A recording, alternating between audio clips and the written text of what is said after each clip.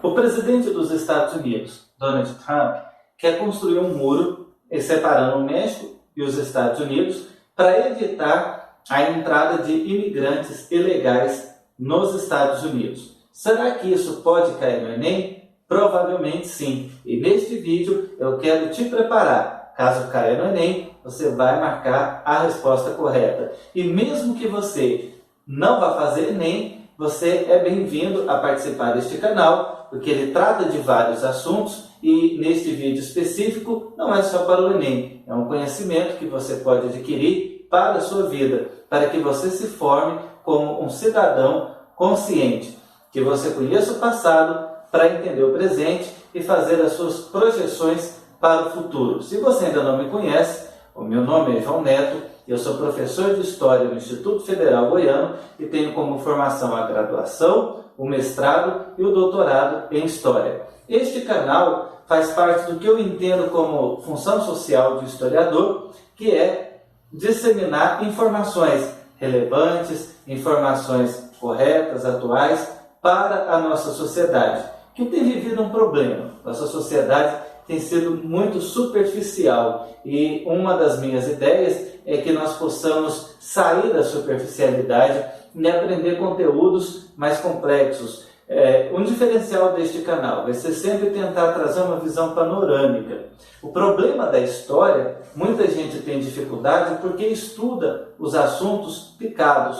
Então é importante que a gente tenha uma visão panorâmica. Agora, ainda que a gente busque a visão panorâmica, por ser um canal do YouTube, não é possível abranger tudo. Muitas vezes eu terei que fazer resumos, que não é uma ação legal para um historiador, mas aqui o nosso objetivo principal é que você entenda, é que sejamos didáticos, então algumas vezes será necessário fazer esses resumos. Se você ainda não se inscreveu no canal, eu peço que você se inscreva, acione o sininho para você receber os vídeos quando eles forem publicados.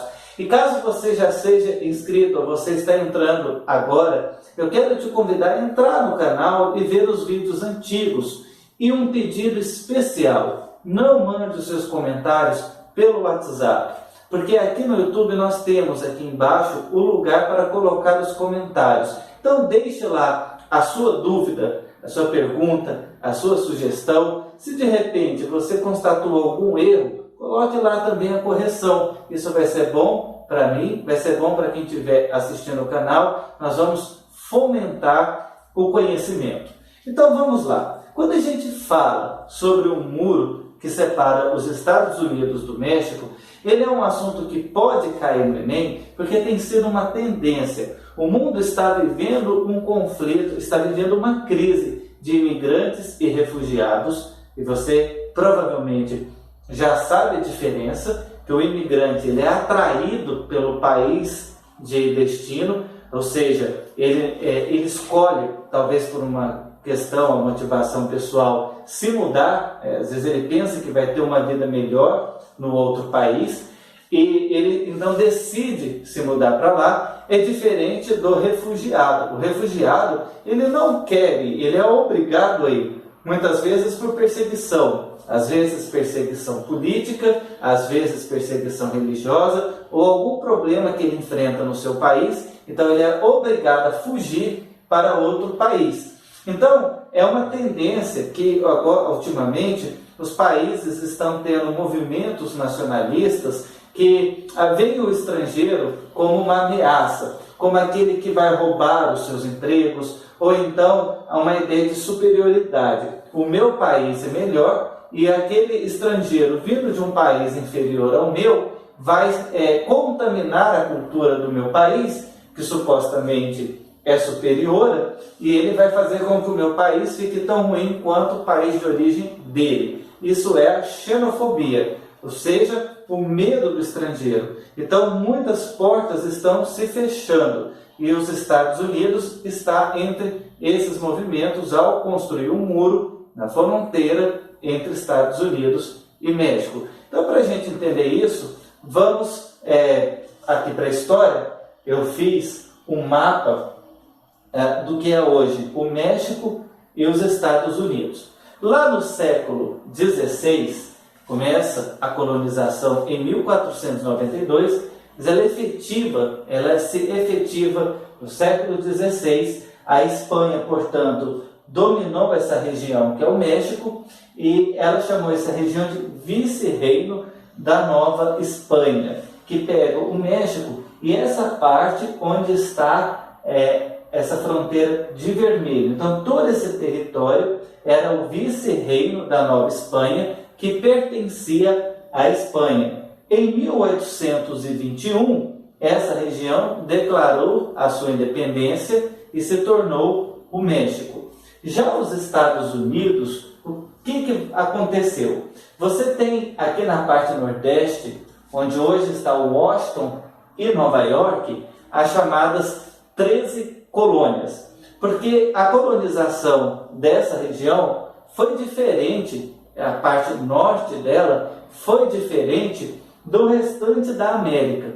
Porque lá os colonos eram os chamados puritanos ingleses. Porque você estudou na sua escola a Reforma Protestante e a Inglaterra aderiu, e depois, também no século XVI, a Rainha Elizabeth teve uma ideia. Ela criou uma igreja, a igreja tinha sido criada antes, mas ela sistematizou, ela organizou, estruturou a igreja anglicana com a seguinte ideia. Ela fez uma igreja que tinha uma liturgia católica e uma teologia protestante, tentando agradar os dois lados. Dentro dessa igreja surgiu um grupo que não concordava com isso. Eles diziam que a Rainha Elizabeth tinha deixado resquícios católicos na igreja anglicana e que, portanto, era preciso purificar essa igreja. Daí o nome de puritanos. Tem gente que associa o termo puritanos à questão moralista. Ele é puritano porque ele defende a moral e os bons costumes. Mas o termo vem dessa mudança no sentido de que os puritanos diziam que era preciso purificar essa igreja. E o que aconteceu? Eles foram perseguidos na Inglaterra e então eles se mudaram para a América e formaram 13 colônias que hoje são 13 estados dos Estados Unidos. E eles lá cultivaram pequenas propriedades familiares. Por isso que se diz que a colonização do norte dos Estados Unidos foi diferente do sul e do restante da América. O restante da América teria tido uma colonização de exploração, onde os europeus vieram, exploraram e foram embora, levaram as riquezas. O objetivo era levar riquezas, mas esses colonos vieram para fixar a moradia e fazer um projeto de vida nova. Por isso que eles foram chamados esse movimento foi a colônia de povoamento. Só que, olha só, quando eles estavam indo da Inglaterra para a América, para a região da América do Norte, eles se basearam naquela passagem bíblica em que os judeus, eram escravos no Egito. Moisés tirou eles da escravidão no Egito. Eles caminharam 40 anos pelo deserto e conquistaram a terra prometida, Canaã, onde hoje é Israel. Eles diziam, os puritanos, a mesma coisa acontece conosco. Nós vamos sair da perseguição na Inglaterra, atravessar o Oceano Atlântico e vamos para a nossa terra prometida e começar uma vida nova, que vai ser a América. Então eles tinham consciência, eles tinham uma convicção religiosa tão forte, que eles tinham uma consciência de que eles tinham uma convicção de que eles tinham sido escolhidos por Deus para ser um novo povo eleito, o povo de Deus. Basicamente, esses puritanos eram formados, hoje são conhecidos por duas igrejas evangélicas famosas, os batistas e os presbiterianos. Então eles foram para lá, e essa convicção que eles tinham de que eles eram escolhidos de Deus e que eles tinham uma grande missão no mundo, foi chamado de doutrina do destino manifesto. Então até hoje os Estados Unidos têm essa mentalidade. Nós somos o povo eleito de Deus. Assim como Deus escolheu os judeus no Antigo Testamento, Ele nos escolheu para levar essa mensagem para o mundo. Que mensagem? levar tanto a mensagem de evangelização, mas também o que seria um processo civilizatório. Ou seja, eles entendem que as noções, a cultura deles de democracia é superior, então eles têm que servir de exemplo e levar essa democracia para os outros povos, ou seja, como se eles fossem uma sociedade avançada e tivessem que levar esses conceitos avançados para sociedades atrasadas. Então, isso vai fazer com que um presidente chamado Monroe cria uma doutrina chamada Doutrina Monroe, que é a América para os americanos, ou seja, todo o restante da América Central, do Sul, ela tem que se alinhar com os Estados Unidos. Bom, e o que aconteceu? Apesar dessa região toda ser do México, essa região aqui, que é onde hoje é o estado do Texas, ela não era colonizada, povoada por mexicanos. Acabou que foram estadunidenses que povoaram essa região. E quando o México decretou sua independência em 1821, o presidente começou a tomar medidas, inclusive de religião, implantando o catolicismo à força, que os moradores aqui do Texas não queriam aceitar, que eram de origem estadunidense e falavam inglês. Então eles fizeram uma revolução e em 1836 o Texas conquistou a independência do México.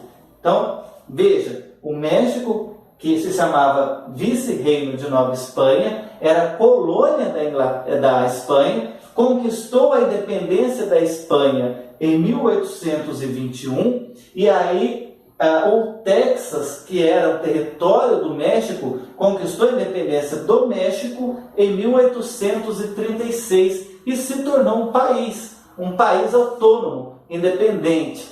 Mas com essa política de expansão dos Estados Unidos, e eles se sentindo pertencentes, eles pediram para serem anexados aos Estados Unidos como um Estado, como mais um Estado dos Estados Unidos, que também tinha decretado a sua independência anos antes, em 1776, da Inglaterra.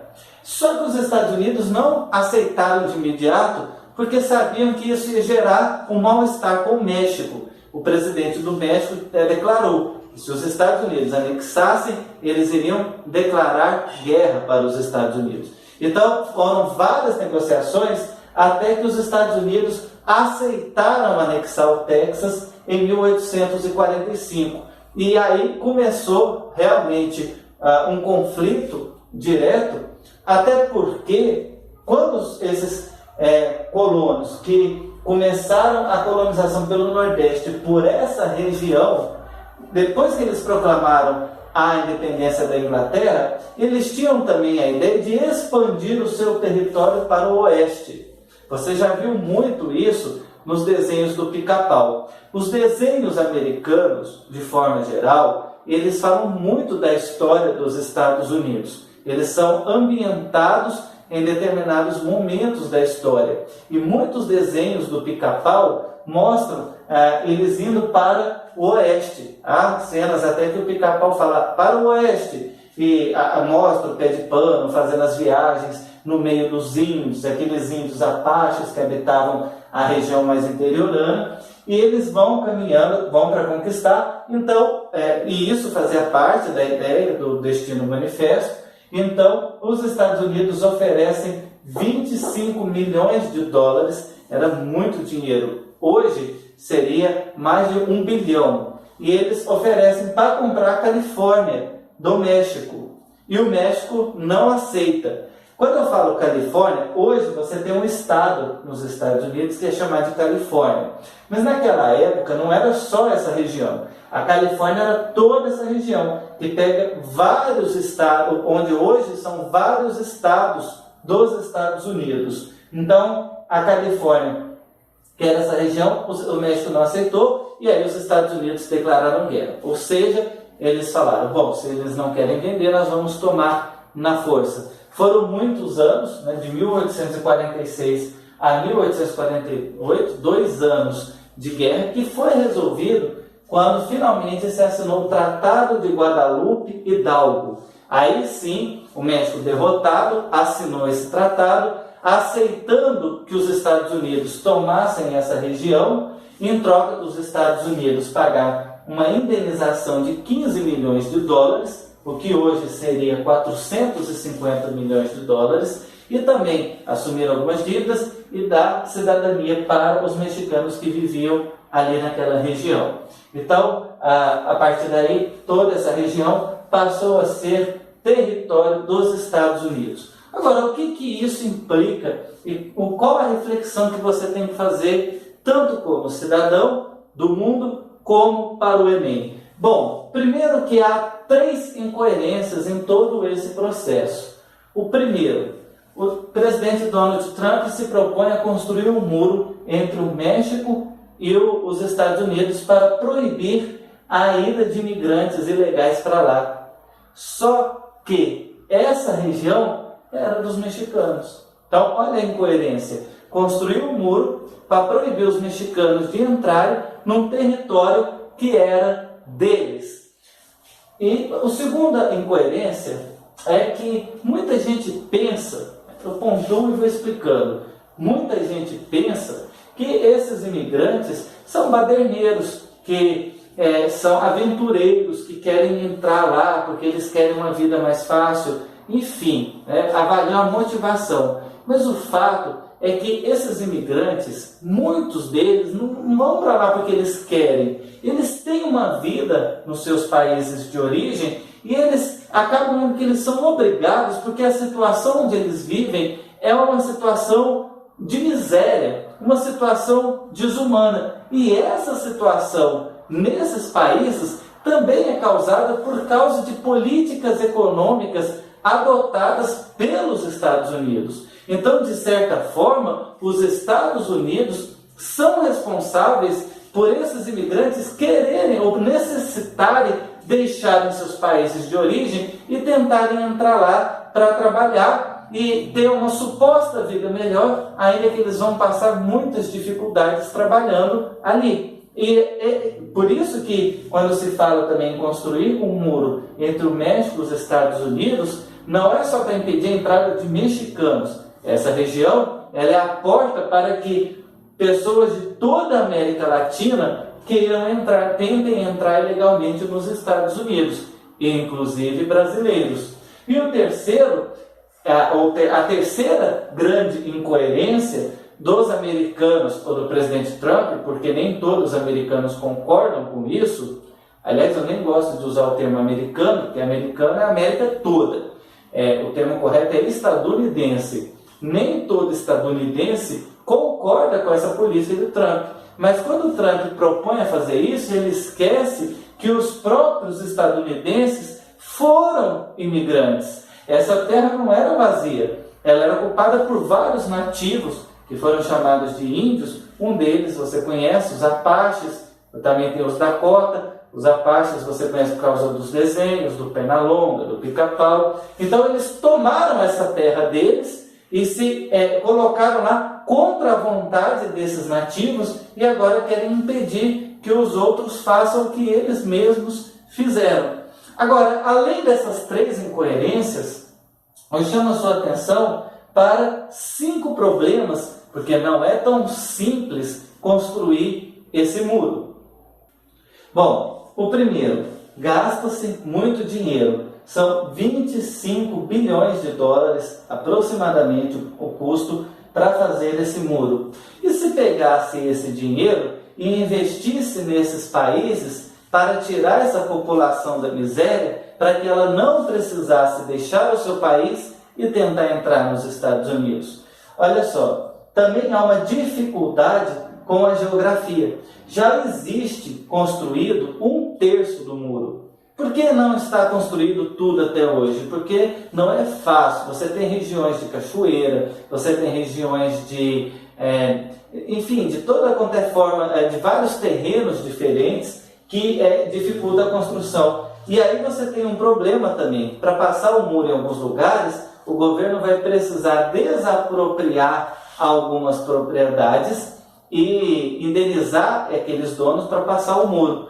Qual o problema disso? O problema disso é que os Estados Unidos eles têm orgulho de ser uma democracia liberal e na economia ser um capitalismo liberal. Eles defendem muito essa ideia do self-made man, o homem que se fez sozinho. Ele foi em busca do sonho americano e graças à sua dedicação ele conquistou. Então os Estados Unidos eles têm a bandeira do Estado mínimo.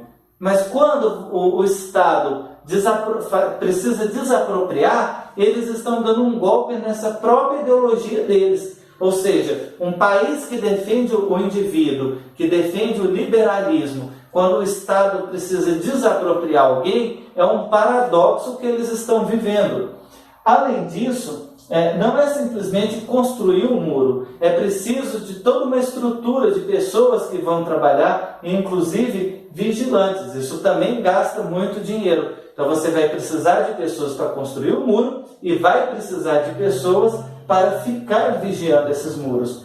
E também tem a questão ambiental. Construir um muro nessa região vai vai ameaçar espécies, animais que vivem ali, plantas, o ecossistema. E o que é importante também você saber é que essa ideia não é nova, não é do Trump. Existem muitas ideias que o Trump está executando, mas que são anteriores a ele. Ou seja, o presidente George Bush, pai, já havia promulgado a lei do cerco de segurança, que era essa ideia de fechar a fronteira. O que Trump está fazendo é retirando leis antigas e executando. Olha só, leis que não pegaram. Então, é importante a gente pensar, não é só no Brasil que lei não pega. Nós precisamos parar com esse sentimento de cachorro vira-lata, de achar que nos outros países tudo funciona e só o Brasil é que tem problema. Não é verdade. Lá também você tem leis que foram criadas, mas que nunca saíram do papel. E Trump está fazendo isso, ele está executando leis antigas. Então, pode ser também que o Enem faça relações desse muro com outros muros históricos. Por exemplo, em 1989,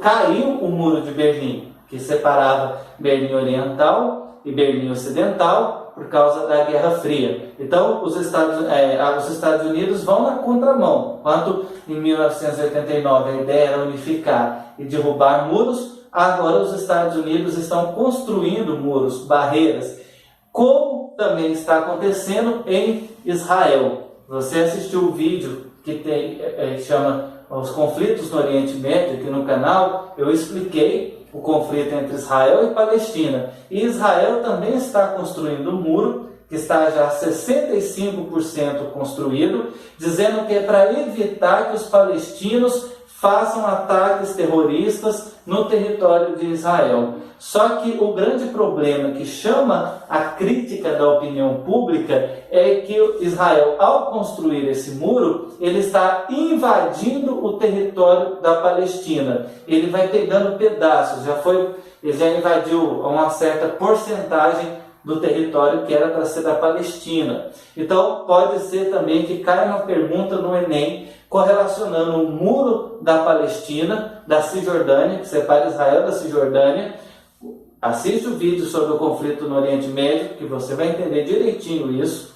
Então, pode ser que o Enem compare esse muro com o muro que separa o México dos Estados Unidos. Mas o que eu mais queria chamar a sua atenção é para essa incoerência. Os Estados Unidos querem construir um muro para impedir os mexicanos de entrarem no território que era deles e que os Estados Unidos tomaram na marra, certo? Então eu espero que você tenha gostado. Se essa aula te ajudou, se ela esclareceu, é claro que tem muito mais coisa aqui, muito mais coisa para você aprender. Então você precisa ler. Se quiser eu te indico material para você estudar. Então isso é para você ter conhecimento, ir atrás. E aí eu espero, se você gostou, curta o vídeo, compartilhe ele com seus amigos, com seus colegas, se inscreva no canal, visite o canal e deixe aqui os seus comentários. Se você gostou, se você tem dúvidas, se você quer fazer uma pergunta, se você quer complementar o assunto, será muito bem-vindo, ok? E você que vai fazer o Enem, desejo sucesso para a sua prova e muito obrigado pela sua audiência.